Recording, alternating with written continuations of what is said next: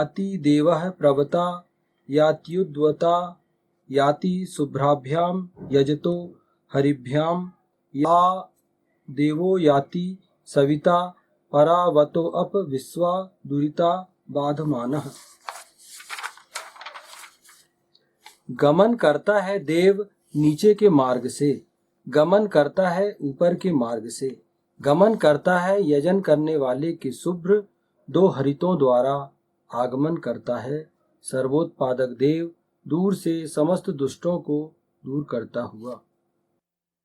ये ऋग्वेद के प्रथम मंडल के 35वें सूक्त का तीसरा मंत्र यहाँ पर चल रहा है।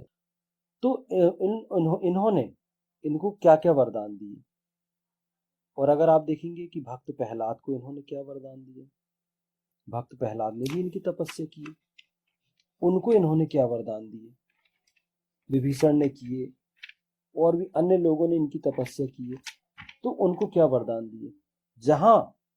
जहां एक यजन करने वाला या दिव्य कर्म करने वाला व्यक्ति जब इनकी तप करता था, तपस्या करता था, तो ये बिल्कुल वहां निश्चल होकर वरदान देते थे। तुम मांगो, ये छोड़ देते थे कि क्या मांगोगे, क्योंकि उनको मालूम था कि ये सत्पुरुष है, ये सत्कर्मी है, ये कभी सृष्टि के नियमों के विपरीत कोई चीज नहीं मांगेंगे और ना अपने स्वार्थ के लिए कोई चीज मांगेंगे। तो आप देखेंगे कि भक्त प्रहलाद ने अगर इनसे कुछ मांगा तो क्या मांगे, ध्रुव ने कुछ मांगा तो क्या मांगा ध्रुव ने, हम देखेंगे ना। ध्रुव के बारे में देख लो, भक्त प्रहलाद के विषय में देख लीजिए आप, विभीषण ने भी तपस्या किए थे, वो भी आप देख लो। तो ये खुला छोड़ देते थे, तुमको चाहिए क्या मांग लो, और वो जो मांगते थे वो देते थे उनको निश्चल होकर। तो यहां बोला गया है कि निश्चल जो व्यक्ति है, यजन करने वाला है, और जो ईशान का आज्ञाकारी है, परमपिता परमेश्वर का, उसकी अभीष्ट सिद्धि के लिए, उसकी सुख के लिए हमेशा तत्पर रहते हैं,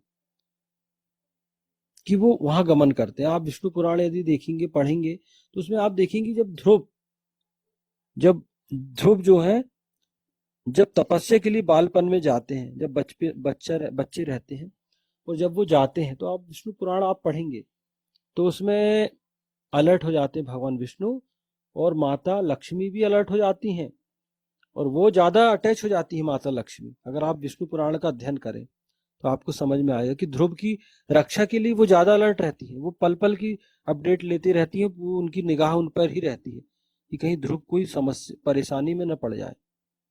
तो ये इस प्रकार का इनका व्यक्तित्व है। तो यही व्यक्तित्व, अब इससे सीखने की क्या बात है, यहाँ मेरा उद्देश्य ये नहीं है कि मैं भगवान का महिमा करूं, गुणगान करूं, तो ये तो सब करते हैं। यहाँ हम क्या सीख सकते हैं, हम इनसे क्या सहायता ले सकते हैं, इनके जीवन से हम क्या शिक्षा ग्रहण करें। तो हमारे लिए सिर्फ इतनी ही बात है कि हमें भी ये ध्यान रखना चाहिए कि हमारे आसपास जो लोग होते हैं, जो अच्छे लोग होते हैं, सीधे सच्चे लोग होते हैं, जो अच्छे कर्म करते हैं, सुंदर कर्म करते हैं, तो आपको उनका ध्यान रखना है, चाहे वो कोई हो, आपके मोहल्ले के हो, पड़ोसी हो, आपके नगर के हो। अगर आप जानते हैं कि ये निश्चल व्यक्ति है, तो आपको उसका संरक्षण करना है। आपको उसकी उस सीधेपन का, उसकी अच्छाई का अनुचित प्रयोग नहीं करना, मतलब दुरुपयोग नहीं करना है कि आप उसका फायदा उठाने लगे, नहीं, आपको उसको सारी फैसिलिटी मुहैया कराना है जो आप करा सकते हो। वही विशेषता हमारे अंदर होनी चाहिए कि आप उस व्यक्ति का उतना हित करो जितना ईशान आपका करता है। क्यों? क्योंकि वो आपकी जवाबदारी है। ये इस वेद मंत्र से, ये इस फुटनोट से आपको ये समझना है कि आपकी जवाबदारी भी वही है जो भगवान विष्णु की है एक सत्पुरुष के लिए। क्यों? क्योंकि आपका लक्ष्य तो भगवान परम पुरुष ही है ना। वेद क्या कहता है, परम पुरुष को उसने आपका मॉडल बना के भेजा, आदर्श बना के भेजा, आपको वैसे ही आचरण करना, उसके जैसे बनना है, उसके जैसे आचरण करना है, उसको कॉपी करना है आपको, उसके जैसे आचरण करके वही विशेषताएं अपने अंदर उत्पन्न करनी है। विष्णु परम पुरुष के पास सर्वाधिक उत्कृष्ट और प्रभावशाली साधन उसकी पत्नियां ही हैं जो शक्ति स्वरूपा है। हाँ, परम पुरुष के पास सर्वाधिक, यहाँ भगवान विष्णु का नाम आया है, लेकिन अगर हम थोड़ा सा विस्तृत जाएंगे इसमें, सर्वाधिक उत्कृष्ट और प्रभावशाली साधन कौन है? उनकी पत्नियां हैं। आप देखेंगे भगवान विष्णु माता के पास माता लक्ष्मी, इधर भगवान शिव के पास जाओ माता पार्वती। तो जब आप इनको देखेंगे तो ये ज्यादा ध्यान रखती है अपने बच्चों का।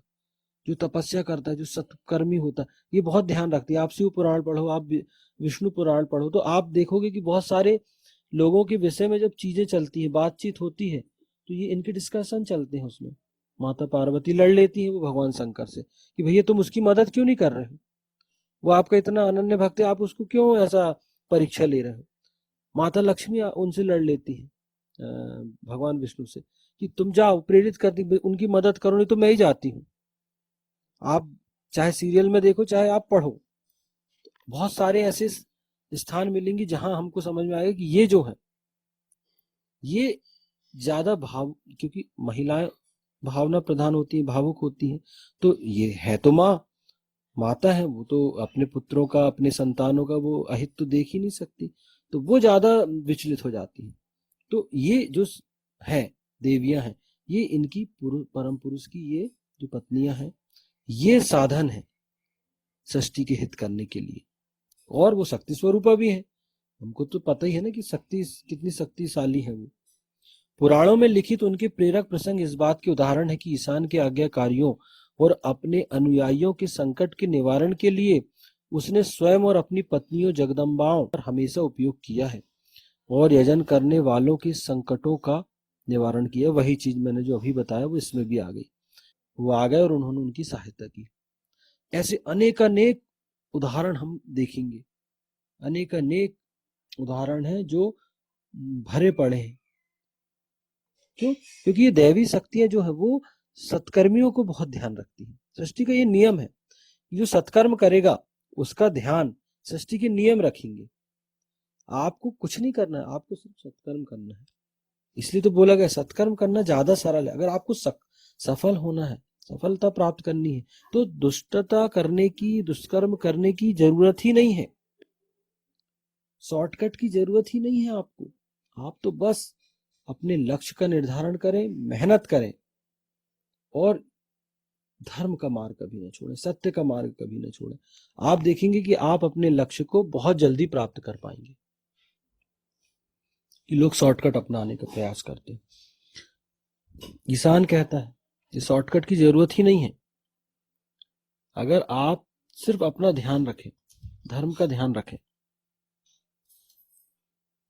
सत्य का ध्यान रखें, तो आपको शॉर्टकट की जरूरत नहीं है, आपको दुष्ट कर्म करने की भी जरूरत नहीं है, कोई भ्रष्टाचार करने की जरूरत नहीं है, आपको किसी प्रकार के गलत काम करने की जरूरत नहीं है। आप सत्कर्म करो, अपना लक्ष्य निर्धारण करो, और धर्म के अनुसार आप जो एक व्यवस्था है किसी भी चीज को पाने की, उसके अनुसार चलो, तो वो चीज आपको डेफिनेट मिलेगी। लेकिन आदमी में वो धैर्य नहीं होता, उसको क्या लगता है कि मैं ये कैसे, कोई चीज को कैसे प्राप्त कर लूं। तो आप गलत मार्ग से नहीं कर सकते उसको प्राप्त, और अगर करते भी हो तो वो स्थायी नहीं रह सकती आपकी। इसलिए यहाँ पर उदाहरण दिया गया, परम पुरुष का उदाहरण क्यों दिया, क्योंकि वो मॉडल है, आइडल है आपके लिए। अगर आप उसके अनुसार अपने आप को ढालेंगे, वो आचरण करेंगे, तो आप भी वैसे बन सकते हैं, उन विशेषताओं से संपन्न बन सकते हैं और फायदे ले सकते हैं।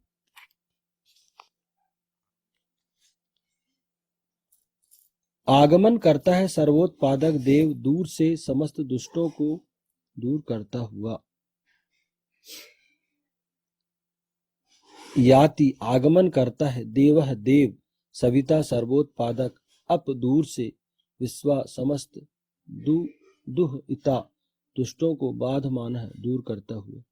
सत्कर्म करने वालों साधुओं के परित्राण और दुष्कर्म करने वाले दुष्टों के विनाश के लिए सर्वोत्पादक विष्णु परम पुरुष के लिए कोई भी दूरी महत्व नहीं रखती। कितनी भी दूरी हो, वह शीघ्रातिशीघ्र इन कार्यों के संपादन हेतु आगमन करता है।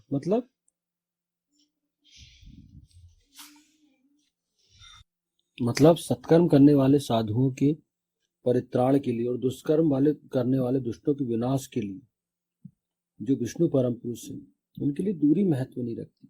आप देखेंगे, आप ईश्वर को पुकारेंगे, हम इतिहास में देखते हैं तो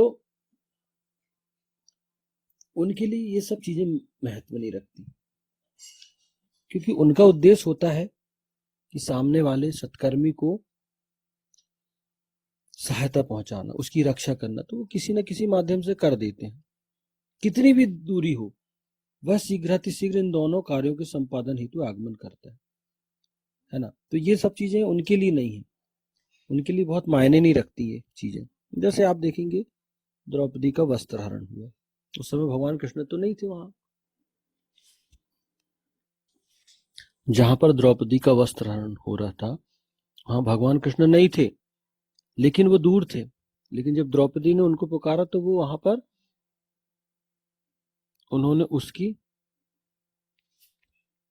उन्होंने द्रौपदी की सहायता की।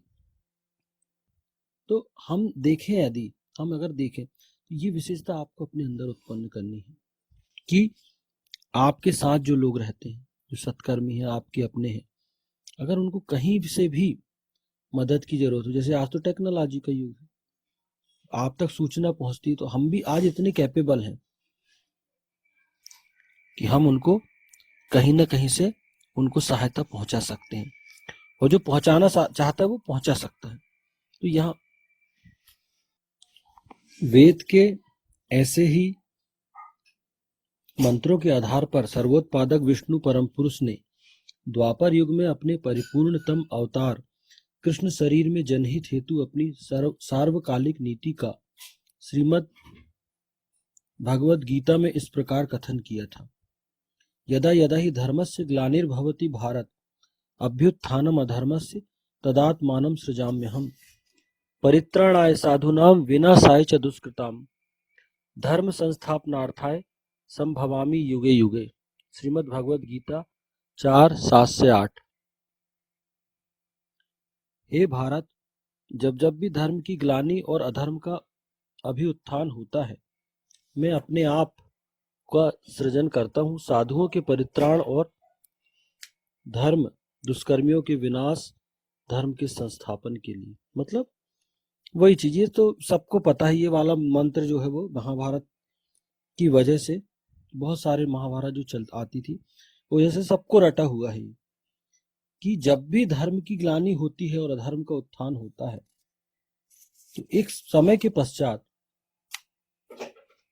मैं अपने आप का सृजन करता हूं, मतलब किसी न किसी रूप में मैं आता हूं और साधुओं का परित्राण करने के लिए और दुष्कृतों का विनाश करने के लिए दुष्टों की खूब धुनाई करता हूं।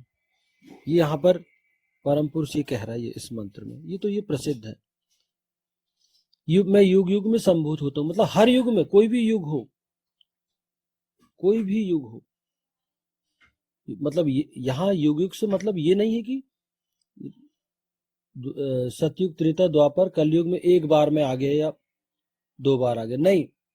अगर अधर्म का धर्म का संस्थापन करने के पश्चात फिर से अधर्म का कोई संस्थापन करेगा तो फिर आऊंगा मैं, मतलब अधर्म को बहुत दिनों तक मैं नहीं रहने दूंगा। तो हम देखते भी हैं कि जब भी यहाँ इस सृष्टि में कोई अति करने का प्रयास करता है, दुष्टत्व करता है, तो उसकी दुष्टता को नष्ट करने कोई ना कोई आके उसको उसकी दुष्टता को नष्ट करता। हम अपने आसपास के वातावरण से देख सकते हैं, अपने समाज में हम ये सब देख सकते हैं कि यही सब चीजें होती हैं। तो अधर्म की आयु लंबी नहीं होती, बहुत लंबी तो नहीं होती, क्योंकि सृष्टि जो है वो धर्म पर आधारित है, सत्कर्मों पर आधारित है। ईश्वर ने सृष्टि को शांत बनाया है ताकि लोग शांतिपूर्वक जीवन व्यतीत करें। जो दुष्ट आके दुष्टता फैलाने का प्रयास करेंगे तो किसी न किसी रूप में फिर उनकी दुष्टता का अंत होगा, और ये क्रम चलता रहेगा, चल रहा है और चलता रहेगा। दुष्टों को दूर किए बगैर यजन करने वालों का हित नहीं हो सकता। इस मंत्र के द्वारा दिव्यकर्मा सर्वोत्पादक विष्णु परम पुरुष की कार्यनीति निर्धारित की गई है, और यही समस्त दिव्यकर्म करने वालों के लिए जो मानव निर्माण, परिवार निर्माण, समाज निर्माण अथवा विश्व निर्माण कार्य में किसी भी रूप में लगे हुए हैं उनके लिए कार्यनीति है। मतलब दुष्टों को दूर किए बिना यजन करने वालों का हित नहीं हो सकता। ये सही है कि जो दुष्ट हैं उनको दंडित किए बिना या उनको दूर हटाए बिना जो अच्छे लोग हैं, सत्कर्म करने वाले, यजन करने वाले, उनका हित नहीं हो सकता। मतलब इस मंत्र के द्वारा यहाँ बताया गया है, ये आश्वस्त किया गया है आम आदमी को। इस मंत्र के द्वारा आम आदमी को यहाँ पर आश्वस्त किया गया कि आपको घबराने की जरूरत नहीं है।